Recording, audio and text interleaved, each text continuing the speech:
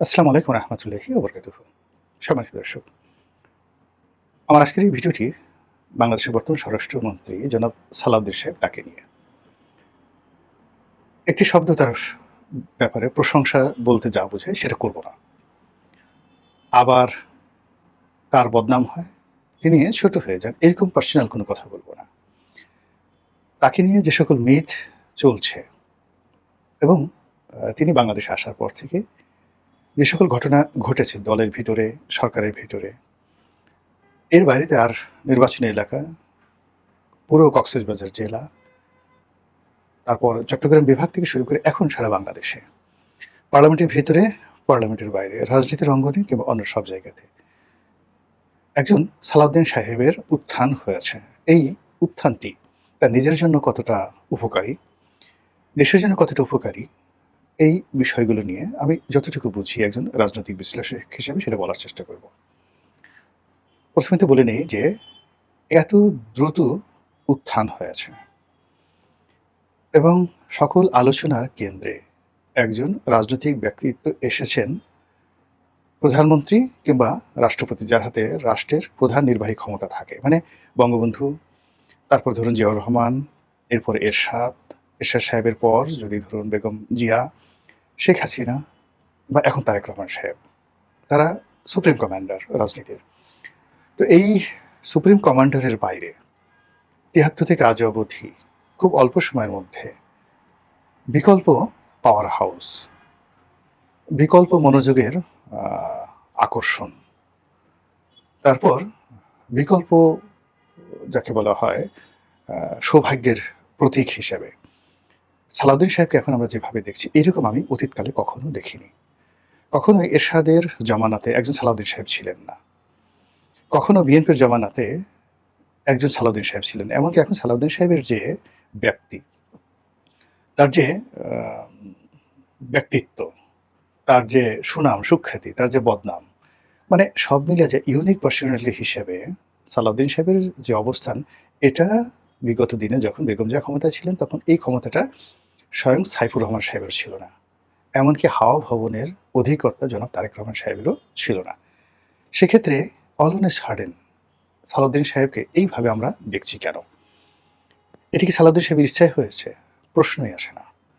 সালাউদ্দিন সাহেবের যদি ইচ্ছায় তিনি কিছু হতে পারতেন, তাহলে তিনি যখন ভারতে নির্বাসিত ছিলেন তখনই হতে পারতেন, অথবা তিনি যখন উত্তরা থেকে শুরু করে বিভিন্ন এলাকাতে আওয়ামী লীগ জমানাতে পালিয়ে ফেলেছিলেন এবং অনেকটা লাদেন স্টাইলে তিনি সংবাদ সম্মেলন করতেন, সেই সময়টাতে তিনি পারতেন।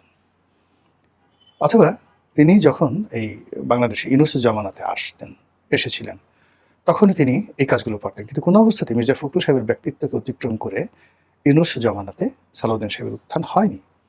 আবার সালাউদ্দিন সাহেব ক্ষমতায় এসছেন, যদি কেবলমাত্র ক্ষমতা একজন সালাউদ্দিন সাহেব বানানো যেত, তাহলে তো শহীদুদ্দিন চৌধুরী আনি, তার তো ক্ষমতা কম নয়, তাকে তো প্রধানমন্ত্রী অতিশয় ভালোবাসেন।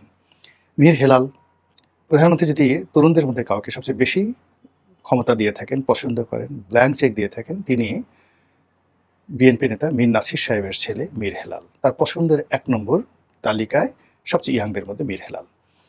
তারপরে মীর শাহে আলম আছেন, উনি প্রধানমন্ত্রীর স্নেহভাজন, তার প্রতিবেশী, সম্ভবত তার আত্মীয় হতে পারেন এবং এই মুহূর্তে সরকারের সবচেয়ে ক্ষমতাধর ব্যক্তি। এরকম আমি আরো কয়েকজনের নাম আপনি সৌভাগ্য যাকে বলা হয় কাছাকাছি নিয়ে আসছে খুব দ্রুত, তাদের মধ্যে ধরেন আইনমন্ত্রী জনাব আসাদুজ্জামান আছেন। কিন্তু সালাউদ্দিন সাহেবকে নিয়ে যেটা হচ্ছে গত ৬ মাসে, ফেব্রুয়ারি, মার্চ, এপ্রিল, মে, জুন, জুলাই, এই ৬ মাসে জনাব সালাউদ্দিন সাহেবকে ঘিরে যা কিছু হচ্ছে, এটার অবস্থা দেখে মনে হচ্ছে বৃহস্পতি এবং মঙ্গল, এই দুটো গ্রহ অ্যাবসলিউটলি ওনার ললাটে সেই তাদের যে রক্ততিলক, সেই রক্ততিলক এঁকে দিয়েছে। এবং বৃহস্পতি থেকে যে সকল আভা এই পৃথিবীতে আসে এবং কোনো মানুষকে রাতারাতি মহামানব বানিয়ে ফেলে, কোনো মানুষের মধ্যে এটা অলৌকিকত্ব দিয়ে দেয়, কোনো মানুষের মধ্যে একটা আলাদা ক্ষমতা দিয়ে দেয়। যে মানুষ কখনো কথা বলতে পারে না, বৃহস্পতির টানে সে পৃথিবীর সবচেয়ে সেরা বাগ্মী ব্যক্তিতে পরিণত হয়। যে মানুষ আজীবন কাপুরুষ ছিল, সে হঠাৎ করে জুলিয়াস সিজারের মতো সাহসী এবং শক্তিশালী হয়ে যায়। যে মানুষ নির্বোধ ছিল, কথা বলতো না, চুপচাপ থাকতো, তারা আলবার্ট আইনস্টাইন হয়ে যায়, তারা লিওনার্দো দা ভিঞ্চি হয়ে যায়, তারা রাজনীতির প্রফেসর হয়ে যায়, জাস্ট লাইক এখন সালাউদ্দিন সাহেবের মতো। সালাউদ্দিন সাহেব তো আমাদের দেশের নতুন কোনো ব্যক্তিত্ব নয়। এর আগে তিনি একাধিকবার সংসদ সদস্য নির্বাচিত হয়েছেন। বেগম জিয়ার এপিএস ছিলেন। ঢাকা বিশ্ববিদ্যালয়ের সবচেয়ে সেরা সাবজেক্ট, ঢাকা বিশ্ববিদ্যালয় কলা অনুষদের সবচেয়ে লুক্রেটিভ, আকর্ষণীয় যে সাবজেক্ট সেটি হলো ল, আইন। সেখান থেকে তিনি এলএলবি অনার্স করেছেন, এলএলএম করেছেন। সঙ্গত কারণে তার হয়তো অ্যাডভোকেটশিপ আছে। তিনি সেই অ্যাডভোকেটশিপ না নিয়ে তিনি বিসিএস করেছেন, সরকারি কর্মকর্তা হয়েছেন। আবার সেই সরকারি কর্মকর্তা উনি 1988 সনে তিনি যে বিসিএস হলো সেখানে চান্স পেয়েছেন। তো 88 থেকে 89 সন পর্যন্ত, ধরেন 89 সন পর্যন্ত 1 বছর তার ট্রেনিং লেগেছে। আর 91-তে তিনি বেগম খালেদা জিয়ার এপিএস হয়ে গেছেন। 96-তে বিএনপি যখন ক্ষমতা এলো তিনি তখন প্রতিমন্ত্রী হয়ে গেছেন। তো তখনও তো আমরা সালাউদ্দিন সাহেবকে চিনতাম, কিন্তু সালাউদ্দিন সাহেবের ওই সময়টাতে পার্লামেন্টের কোনো বক্তব্য, মানে মর্নিং সজদাতে, ধরুন আমি আগামীতে পার্লামেন্টে যাবো কি যাবো না, কিন্তু আমি যে প্রথম ভাষণটা পার্লামেন্টে দিয়েছি, সেই প্রথম ভাষণেই তো আপনি বুঝতে পারবেন যে এই ছেলেটা কি, কোন অবস্থা আছে। তো সেক্ষেত্রে সালাউদ্দিন সাহেবের যে বিগত দিনের 91 থেকে একেবারে 24 পর্যন্ত সিঙ্গেল একটা বক্তব্য, ভাষা, তার অভিব্যক্তি বা তার একটা লেসন আমাদেরকে দেখান, যার সঙ্গে আপনি বর্তমান সালাউদ্দিন সাহেবের কোনো মিল পাবেন। এই সময় সালাউদ্দিন সাহেব যা কিছু বলছেন সেটা স্যাটায়ার বলেন, সেটা পাণ্ডিত্য বলেন, সেটা সংসদে তার বক্তব্য বলেন, প্রতিপক্ষকে ঘায়েল করার জন্য তার যুক্তি এবং তর্ক উপস্থাপন বলেন। সংসদের বাইরে রাজপথে তিনি যেভাবে তার নির্বাচনী এলাকায় কথা বলেন, কিংবা ঢাকায় প্রধানমন্ত্রীর সামনে যেভাবে কথা বলেন, মনে হয় তার ঘাড়ের উপরে জিন ভর করেছে, বৃহস্পতি ভর করেছে, মঙ্গল ভর করেছে। তার হাতে আলাদিনের চেরাগ চলে এসেছে, জাদুর কাঠি চলে এসেছে। তিনি যেখানে স্পর্শ করছেন সেখানে মুহূর্তের মধ্যে একটা আলোকের বিস্ফোরণ ঘটে যাচ্ছে। এটা কেন হয়, কি কারণে হয়? এটারও জ্যোতির্বিজ্ঞানে কতগুলো মানে লক্ষণ রয়েছে, অল অন এ সাডেন। মানে এখনই যে বিএনপির লক্ষ লক্ষ নেতাকর্মীর মধ্যে হঠাৎ করে 6 মাসে এমন একজন ব্যক্তি এলেন আমাদের সামনে, সালাউদ্দিন সাহেব, যেই সালাউদ্দিন সাহেবের কথার সামনে কেউ দাঁড়াতে পারছেন না। অথচ এই সালাউদ্দিন সাহেব দীর্ঘদিন আমাদের এই দেশেই ছিলেন, আমরা তার কথা কেউ শুনতে চাইনি। এই সালাউদ্দিন সাহেবের বুদ্ধি, প্রজ্ঞা, তার আইনের ব্যাখ্যা, তার যুক্তি সব কিছু ক্ষুরধার। এটা তো আগেও ছিল, কিন্তু আমরা কখনো শুনিনি। হঠাৎ করে এটা কেন এলো? ইসলামের ইতিহাসে আমি জাস্ট একটা ছোট্ট উদাহরণ দিলে আপনি বুঝতে পারবেন। সব কথা সব ব্যাপারে বলা যায় না। হযরত উমর ইবনুল খাত্তাব, তিনি একজন আরব বেদুইন বীর, সাহসী, স্ট্রেট ফরওয়ার্ড। কিন্তু মক্কা মদিনার যে সাধারণ জীবনযাপন, সেই সাধারণ জীবনযাপন তিনি করতেন, ভেড়া চড়াতেন। আর এর মধ্যে আরবে যে কজন বীর ছিলেন, সাহসী মানুষ ছিলেন, তাদের মধ্যে ধরুন আমির হামজা, তাদের মধ্যে উমর ইবনুল খাত্তাব, খালিদ ইবনে ওয়ালিদ, মানে এই মানুষগুলো ভীষণভাবে সমাজে পরিচিত ছিলেন। তো সেক্ষেত্রে উমর ইবনুল খাত্তাব, তার যে ডেস্টিনি, সেই ডেস্টিনিটা কিভাবে নির্ধারিত হয়েছিল তার একটা অলৌকিক কাহিনী বলি। তিনি যখন খুব শৈশবকাল, ঠিক সেই শৈশবকালে তিনি একটি সেই ব্যবসায়িক অভিযাত্রী দল, যারা মক্কা থেকে সিরিয়াতে ব্যবসা করতে যেতেন, এবং সেই সিরিয়া থেকে আসার পথে তারা সেই জেরুজালেম হয়ে, মদিনা হয়ে, তারপর আবার মক্কাতে প্রবেশ করতেন। তো হযরত উমর রাদিয়াল্লাহু তাআলা আনহু বালক বয়সে এভাবে সিরিয়াতে গেলেন। তো সিরিয়াতে যাওয়ার পরে তিনি করলেন কি, সেই বাইতুল মুকাদ্দাসের যে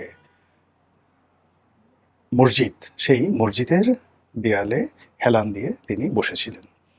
তার সঙ্গে সাথে হয়তো অন্য কোথাও গেছে, তিনি একা ছিলেন। এমন সময় সেখানে ওই জমানাতে খ্রিস্টান যারা পাদ্রী ছিলেন, ইহুদি পাদ্রী ছিলেন, তখন ওখানে আসলে খ্রিস্টানদের প্রভুত্ব। তো সেই খ্রিস্টান পাদ্রী যারা ছিলেন, তারা হযরত উমরকে, বালক উমরকে ধরলেন, ধরে বললেন যে তোমার কপালে রাজতিলক দেখা যাচ্ছে এবং তুমি আগামীতে রাজা হয়ে এই জেরুজালেম অধিকার করবে, কাজে আমরা তোমাকে ছাড়বো না। এখন এই বাবু, বাচ্চা ছেলে হযরত উমর, সে কান্নাকাটি শুরু করেছে, রীতিমতো কান্নাকাটি শুরু করেছে। তার আত্মীয় স্বজন আসলো, আসার পর সে বলল যে এটা কি করে সম্ভব, আমরা যে এলাকাতে থাকি সে এলাকা থেকে কোনো রাজাই নাই, সেই এলাকাতে একটা গোত্র আছে, 2-3টা গোত্র আছে, সেই গোত্রের সর্দাররা হায় 2-3 হাজার, তাদের এক একটা গোত্রের লোকজন আছে। আমরা কি করে এই রোমান সম্রাটের অধীন জেরুজালেম এটা আমরা দখল করব? How it is possible? এটা হাস্যকর। পূর্বের সাথে পশ্চিমের কিন্তু এটা সম্ভব নয়। যেখানে মানে Roman dynasty, the Holi Roman empire, সেই হলি এম্পায়ারের আন্ডারে জেরুজালেম তখন বিশ্বের সবচেয়ে আকর্ষণীয় জায়গা খ্রিস্টানদের, ইহুদিদের। তখনও মুসলমান ধর্ম আসেনি। তো সেই জেরুজালেম এবং সবচেয়ে সুরক্ষিত একটি নগরী, সবচেয়ে সুরক্ষিত, ওয়েল প্রোটেক্টেড, রোমের পরেই জেরুজালেম ছিল সুরক্ষিত নগরী। সেই নগরী দখল করবে হযরত উমর, যেখানে মেষ চড়ায়।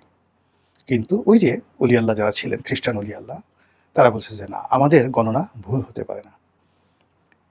তো এখন কি করা যাবে, আমরা একে ছাড়বো না। তো বলে যে নিয়তি যখন আসে, সে নিয়তি তো ঘটবেই, নিয়তি ঘটবেই, কাজেই আমরা তাকে ছাড়তে পারি শুধু একটা শর্তে।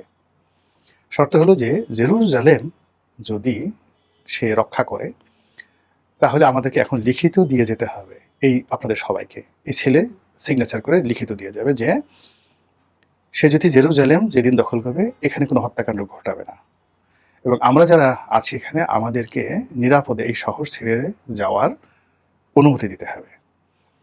এবং এই শহরের যে আত্মসমর্পণের দলিল, তার কোনো সেনাপতি দিয়ে সে করবে না, তাকে নিজে এসে এই শহরের চাবি গ্রহণ করতে হবে। যদি এতে রাজি হয়, আমরা সাইকেল ছাড়তে পারি।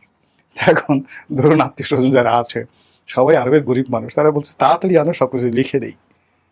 ইতিহাস সাক্ষী এই ঘটনাগুলো, যেইভাবে হযরত উমর রাদিয়াল্লাহু তাআলা আনহুর কিশোর বয়সে এই কাহিনী বললাম, পরবর্তী জীবনে ঠিক একইভাবে হুবহু ঘটেছিল। যখন খালিদ বিন ওয়ালিদ দখল করা হলো, তখন তারা বলল যে তোমাদের রাজার নাম কি? বলে যে উমর। বলে তোমাদের রাজার সাথে আমাদের একটা চুক্তি আছে, তোমাদের কাছে আমরা আত্মসমর্পণ করবো না, তার একটা দলিল আছে, তোমার রাজাকে খবর পাঠাও। সেই দলিলে সে বলেছিল যে সে নিজে এসে এই শহরের চাবি নেবে, তাকে খবর পাঠাও। সঙ্গে সঙ্গে মদিনাতে লোক গেল। এই আশ্চর্য ঘটনা যখন বলল, হযরত উমর স্বীকার করলেন যে হ্যাঁ, আমার সাথে এই ঘটনা ঘটেছিল, এবং তিনি জেরুজালেমে একজন মাত্র সফর সঙ্গে নিয়ে এলেন এবং জেরুজালেমের কর্তৃত্ব, শহরের চাবি গ্রহণ করলেন। এই হলো নিয়তি, এই হলো বৃহস্পতি। হঠাৎ করে সালাউদ্দিন সাহেবের এই যে উত্থান, তার সব জায়গাতে জয় জয়কার, যেখানে সে হাত দিচ্ছেন সবগুলোতে সোনা ফুলে যাচ্ছে। এর মধ্যে আপনারা কি কোনো নিয়তি দেখতে পাচ্ছেন?